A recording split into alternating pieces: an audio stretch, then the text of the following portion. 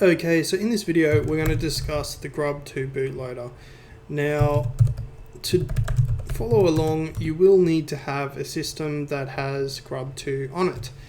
And in this particular example, I'm using CentOS 7.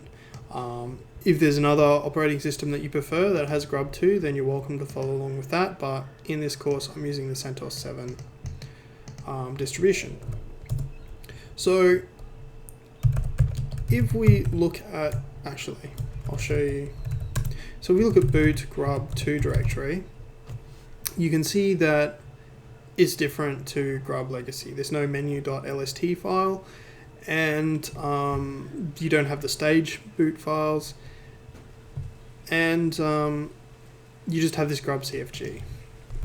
Now if I look at this grub.cfg file, you can see that it says not to edit the file at the top. It says that it's automatically generated with the grub2 mkconfig command from /etc/grub.d and from /etc/default/grub. So you don't actually change anything yourself. It actually makes the configuration from all these other files.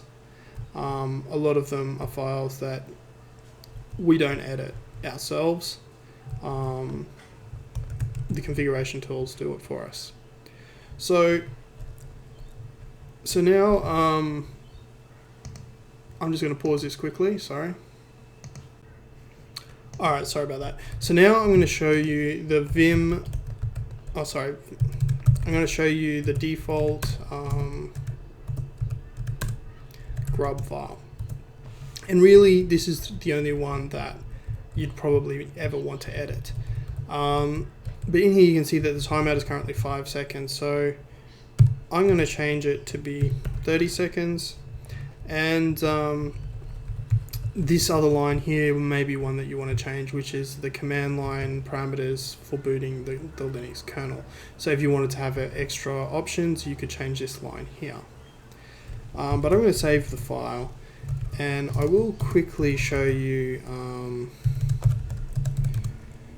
grub.d. And you can see that there's a bunch of files in here, but you can see that again it's script files that you're not going to edit. It really just puts in parameters from the default grub file. See here you can see grub command line, and it's putting in grub command line here from this file. So this is just the only file here that you want to really change is the etc default grub. Now once we've made the change to the configuration file, we use the grub2 mkconfig command, and we want the -o for output, and then we want boot grub2 and then grub.cfg.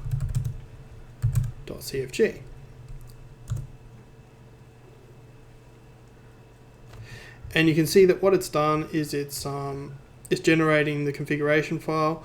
It's automatically scanning the hard drives for operating systems, and you can see that it's found these kernels, and then at the end it's done, and it's generated a new boot grub2 grub.cfg configuration file. So now what I'm going to do is I'm going to reboot the system and show you the changes.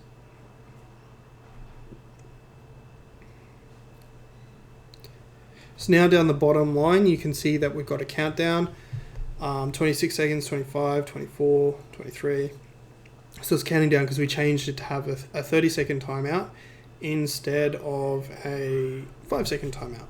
So if I move the arrow keys, I can then edit the menu. So if I press the E key, you can see that it takes us into this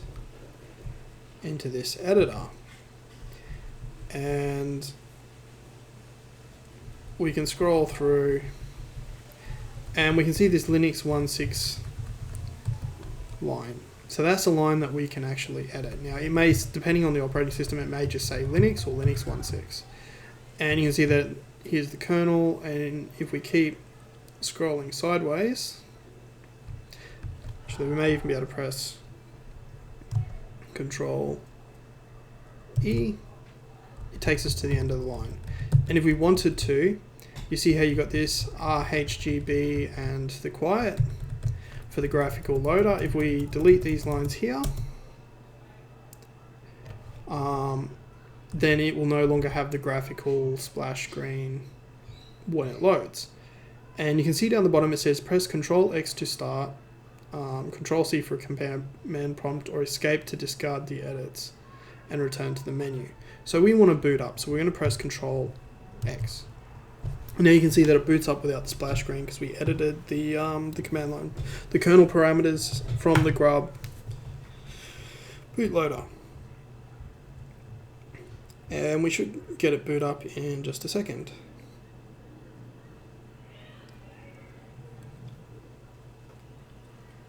And we get our graphical login, so I'm just going to log in.